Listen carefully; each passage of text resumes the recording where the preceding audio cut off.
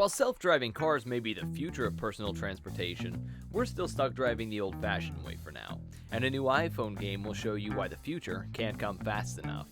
I'm Mike Beasley for 9to5Mac, and this is my review of Does Not Commute. Does Not Commute is a driving game that tasks you with navigating a car from point A to point B. The car drives forward automatically, and you tap the right side of the screen to turn right or the left side to turn left. It sounds simple, and that's because it is. After you successfully guide your first car across the neighborhood to its exit point, you'll be asked to do the same with a second car with a new starting and ending point. That's where the game starts to get tricky. Every time you start a new car, you have to find a new path to the exit that keeps you from ramming into the other vehicles as they replay the exact routes you just drove. Things can get hectic pretty quickly. There are 13 cars on the first level alone. As you progress through the game, you'll be given other types of vehicles to drive, including ATVs, mopeds, and boats.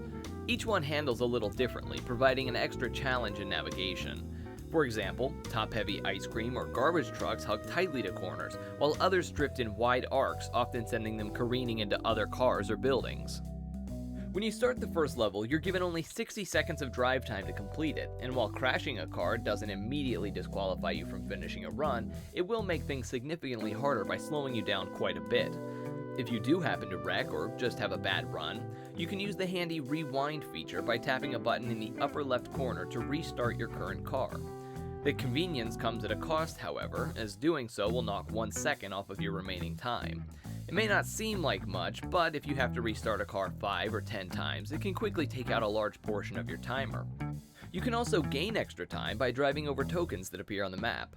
They'll reward you with an additional few seconds to finish your commute, and they're very important in making sure that you're able to reach higher levels because the timer carries over between each map, meaning any time you waste on the first level is time you won't get back on the second.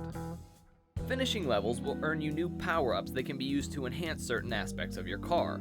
A turbo boost will increase your speed, but will wreck your handling. Armor will make your car invincible in the event of a collision, but will drag down your acceleration.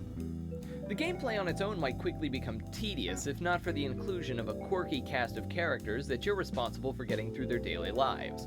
While some of these citizens are simply trying to get to work or the grocery store, others have more unusual plans. You'll see a lot of the same characters pop up across levels, along with relatives and friends. Everything that happens in the game is connected to a bigger story. If you pay close attention to each driver's introduction, you'll start to see patterns emerge. For example, in Level 1, Ice Cream Man Hernandez goes to the store to buy rat poison. In Level 3, he takes his ice cream truck to the beach, where a family soon becomes sick. Self-proclaimed federal time and space investigator Ben Womack follows a trail of strange happenings while his sister Jennifer searches for him. Mr. Lee, well, he isn't Mr. Lee at all. No one knows where the real Mr. Lee is. The final character that you control for each level will seamlessly become the first character in the next level, naturally continuing their individual story and allowing the day to progress. The people aren't the only little details that give the game city a realistic feel. Other examples include changing weather patterns, cars that honk when they pass too closely to each other, and kids that scream if you crash a school bus. After you complete each level, a replay of your best run will be automatically saved. You can access the replay from the main menu. Once you've started playback, you'll have 3 different camera angles to choose from. The first follows each car individually through its route, showing you the driver's photo and destination information at the bottom. You can shift through the drivers manually using 2 buttons on the screen or automatically at the end of each car's run. A second angle gives you a bird's eye view of the entire level as the cars simultaneously make their way from beginning to end, revealing some slick vehicular choreography. The third view pans across the map as the cars travel in their paths. Does Not Commute also saves your best time for each level, so if you finish the first level with 100 seconds left on the timer, you'll always have 100 seconds when you start the second level, even if you go back to retry the first one and end up with a dramatically worse time. Unfortunately, there's a small downside to this autosave feature, which is that it doesn't allow you to choose which replays get saved. If you pull off a move that you're particularly proud of, there isn't a way to go back later and show that moment to someone else. Hopefully, on-demand shareable replays will be added in a future update. While Does Not Commute is free to download and play, you won't be able to resume a save game without unlocking the checkpoint feature. You can unlock that feature by getting the premium version of the game through a $1.99 in-app purchase.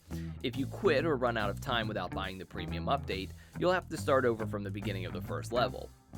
Not to worry, all of your progress is still saved so that when you do make the purchase, you can pick up right where you left off.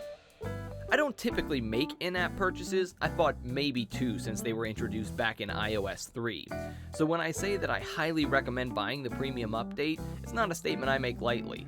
Does Not Commute has quickly become one of my favorite iOS games, and since it's available for free on the App Store, you can take it for a test drive for yourself before spending any real-world money on it. I give Does Not Commute 4 out of 5 stars.